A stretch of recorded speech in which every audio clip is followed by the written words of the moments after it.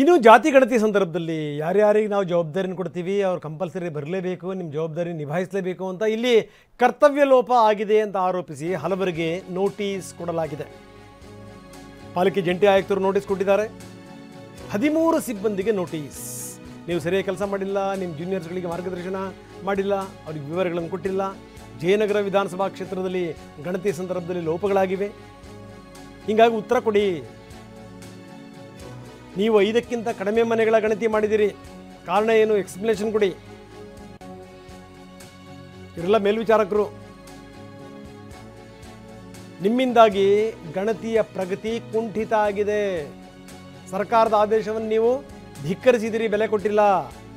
ಇದು ಕರ್ತವ್ಯ ಲೋಪ. ನೀವು ಯಾರ್ಯಾರಿಗೆ ಮಾರ್ಗದರ್ಶನ ಮಾಡಬೇಕಾಗಿತ್ತಲ್ಲ, ನಿಮ್ಮ ಸೆಕೆಂಡ್ ಲೈನ್ನವ್ರಿಗೆ, ನೀವು ಅವ್ರಿಗೆ ಮಾರ್ಗದರ್ಶನ ಮಾಡಿಲ್ಲ, ನಿಮ್ಮಿಂದ ತಪ್ಪಾಗಿದೆ. ಇದಕ್ಕೆ ಸಂಬಂಧಪಟ್ಟಂಗೆ ಎಕ್ಸ್ಪ್ಲನೇಷನ್ ಕೊಡಿ. ಇದು ಸಂಗತಿ. ನಿಜಕ್ಕೂ ಮಾಡಿದಾರಾ? ಕೆಲವರದ್ದು ಮಾಡಲಿಕ್ಕೂ ಕೂಡ ಕಾರಣಗಳಿವೆ. ಅವ್ರ ಪರವಾಗಿ ಮಾತಾಡ್ತಿರುವಂಥದ್ದಲ್ಲ.